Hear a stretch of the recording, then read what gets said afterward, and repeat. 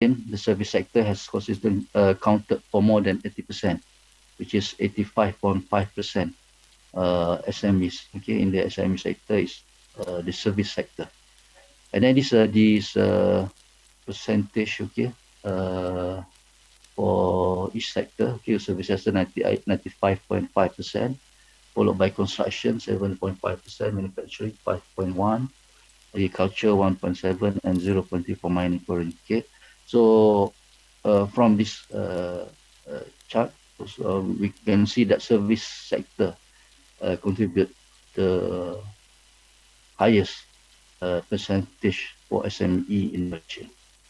Okay, so as we know, the SME are the backbone of the economy, okay, in Malaysia and other countries. Okay, if we look at the SME by size, okay, medium size only contribute 1.6%, small 20%, and the largest size is for micro 78.4%. Although the micro is the smallest in the size, but contribute the largest for the SME by size. Okay, and then is the division Recording of the in sector, okay, progress. services, manufacturing, agriculture, and also mining. Okay, so the service sector contribute most of these for the economic development in Malaysia. Okay, okay. We see a little bit about the SME performance in 2020. Okay, for SME GDP contribute about 38.2%. It's a bit lower than compared to 2019, 38.9%. Of course, we understand with this development of pandemic, COVID-19 pandemic has slowed down the economy. Okay, and then in terms of export, SME export in Malaysia for 2020 at 13.5%, lower, a little bit lower than 2019, about 17.9%. And then SME employment, so almost half, 48% of the workforce in Malaysia are contributed from the SME. So almost half of the workers, 7 million workers, are from the SME sector. Okay, despite the SME as a backbone of Malaysian business environment, but in terms of digitalization, SME perform relatively poor. Okay, so this exists a digital divide or division among business in Malaysia. We have a very big operation, very big business, and we have a SME that relatively poor in terms of implementation of this digitalization platform in their business. Digitalization is increasingly useful for small and medium enterprise to improve cost efficiency and then competitiveness of the business. Okay, and of course, in order to lower down the cost and to increase the profit margin. So this is the importance of the digitalization for SME. Okay, we go a little bit about the sustainable Islamic economy. Okay, so we have the concept of economic growth, and another one is economic development. So very important economic growth, but later on we realized that the economic growth alone not sufficient for the development of the whole economy. So because the growth that raises income inequalities eventually become unsustainable, and can undermine the democracy and overall well-being of the society. So we not only focus on the economic growth, rather the economic development as well to make the SME to become sustainable in the future. Okay, the concept of economic development through the human center, the focus from human to human, is the Khalifah, as mentioned by Dr. Atiki. The vicegerent and servant of Allah should be understood as a development process that takes into account the interests of man as a manifestation of all the people. So the objective of a human-centered development strategy is to eradicate absolute poverty. This is very important for economic sustainability of economy. The realization of distributive justice, okay, and significantly increase public participation. So these three important elements become the objective of human-centered development strategy. So therefore, one of the most important domains of economic development is the human-centered development itself. Okay, So human-centered development strategy has the ultimate goal to improve the quality of life of the people and quality of also the akhirah, the year after, of all the people. So the human-centered development focuses not only the life in this world, but also the life in the hereafter. So dunya and also the akhirah. Okay, some of the ways to make economic development can benefit is through the some of the tool or mechanism that have been mentioned in the Quran and also the Sunnah practiced by the Prophet and also the Sahabat. Uh, One of these, the role of zakat for the sustainable development. As we know that the payer of zakat and the receiver of zakat belong to different income classes. Okay, the payer, of course, is the rich people. Okay, non-poor with surplus wealth above nisab, and the receiver of zakat is the usually a poor person with no surplus wealth above nisab. So the threshold wealth of nisab, okay, makes a distinction between the payer and receiver and helps to achieve targeted income and wealth transfer to the people who are usually the poor people. So this transfer between the poor and also, from the rich to the poor. Okay, so this redistribution is based on the wealth rather than income. So as I mentioned earlier, not only focus on income in the economic growth, but for the economic development, human-centered, also focus on the wealth. Okay, it can achieve the redistribution objective more effectively and consistently since wealth fluctuated much less than income over the business cycle. Okay, so the measurement is now different. Okay, from the income measurement to the wealth measurement, and then we have the rule of work.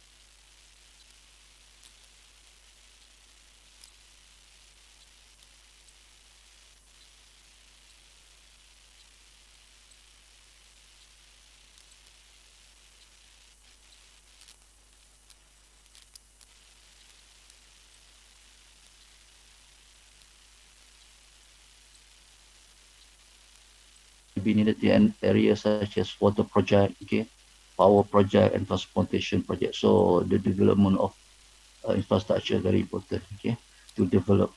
And then, of course, the finding from the bank and also suku, okay, for instance, uh, okay, or the SME can get or obtain all this funding from the Islamic financial institution.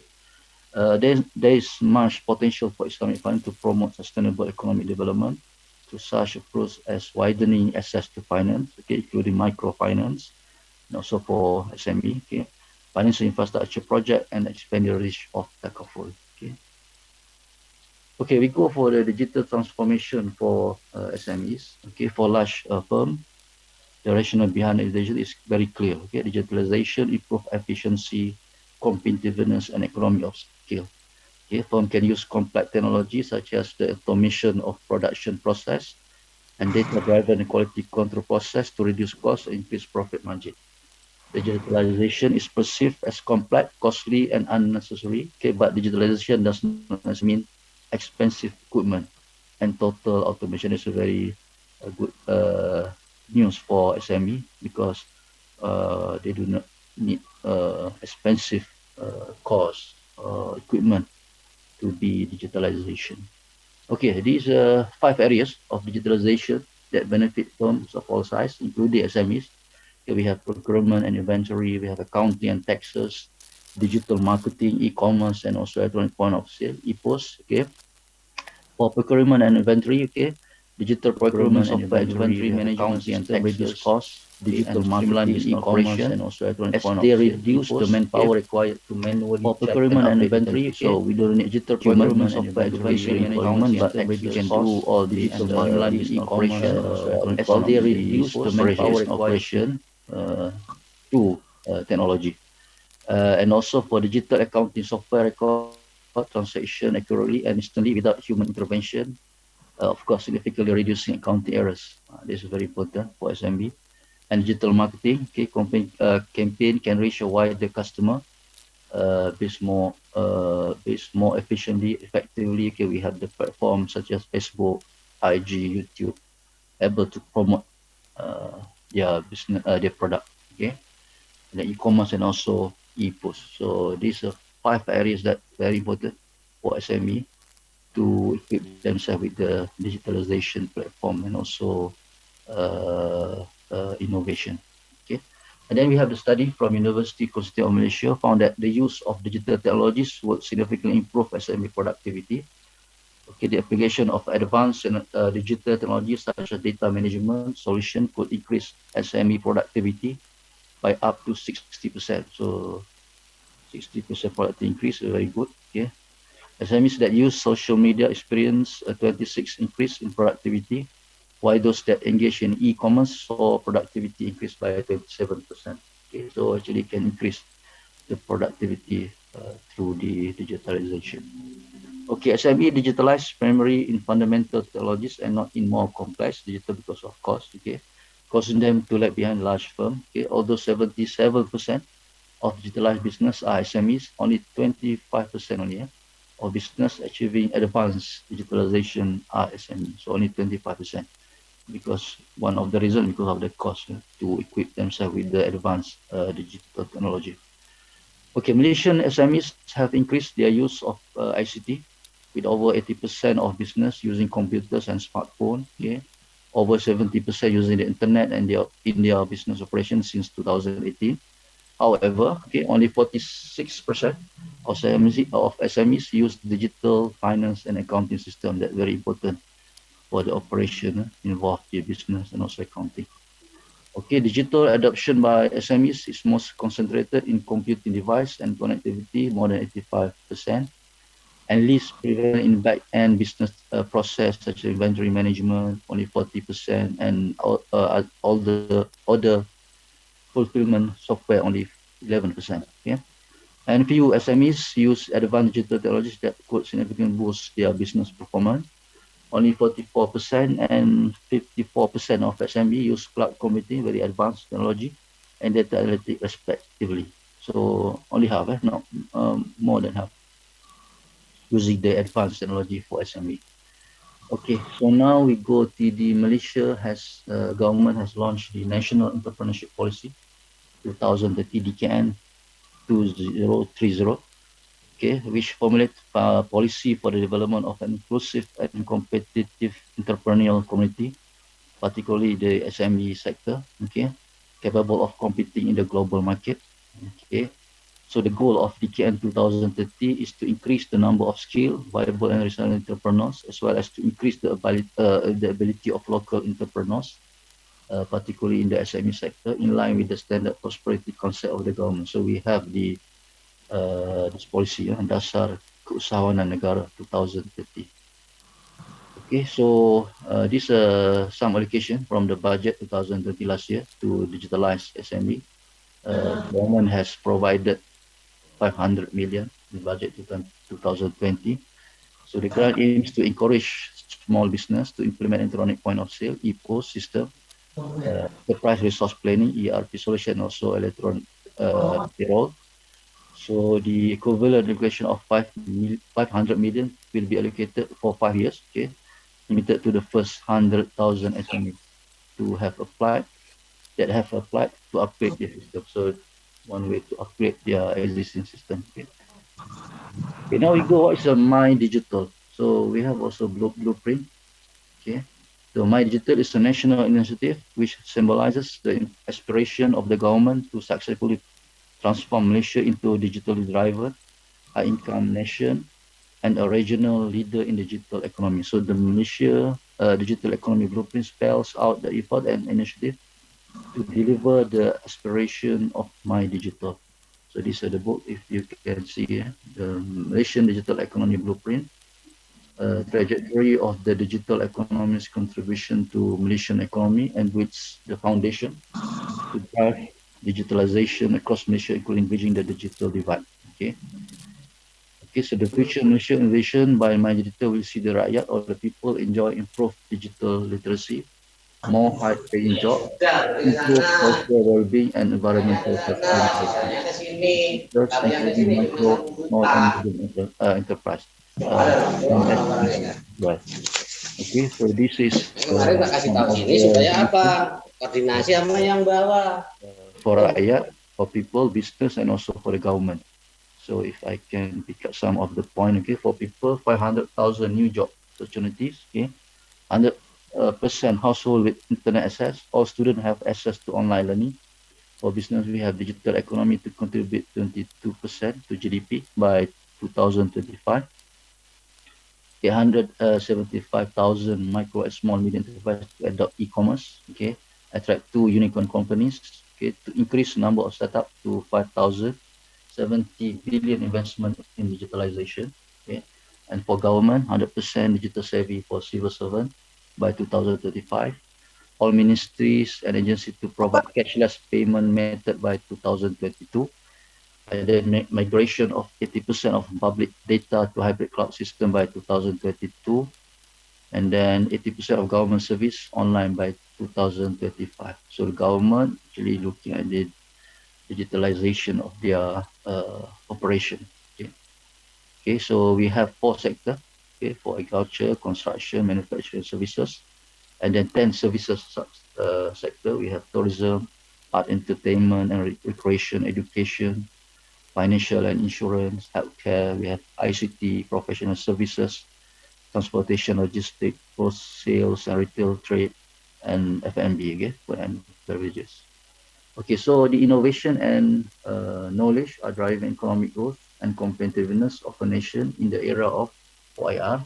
Okay, the 4IR is a technological revolution characterized by the passion of digital technologies, innovation, and knowledge across socio-economic activities. So the involvement of all the sector, okay, all the aspect or domains. Okay, as a result, the 4IR catalyzes the growth of digital economy in Malaysia.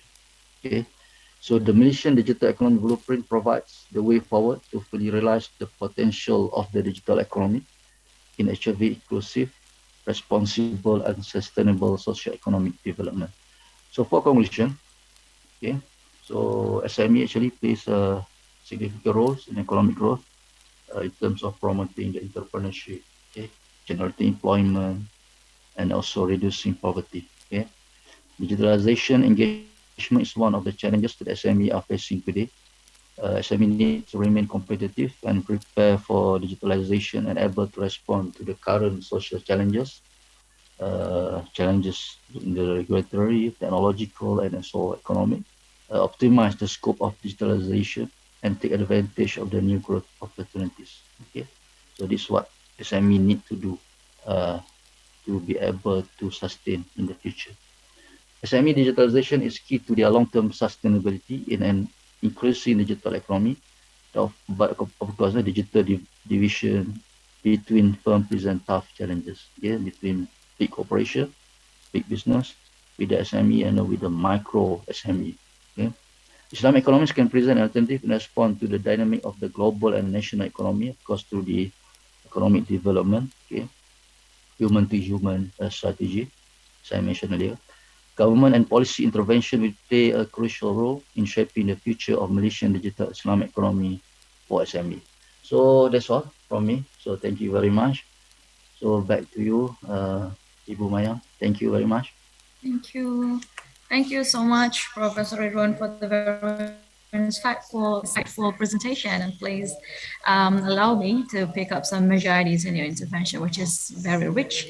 Digitalization engagement is one of the challenges that SMEs are facing today in Malaysia, and SMEs need to remain competitive and prepare for digitalization and able to respond to the current social challenges, regulatory, technological, and economic, optimize the scope of digitalization and take advantage of new growth opportunities.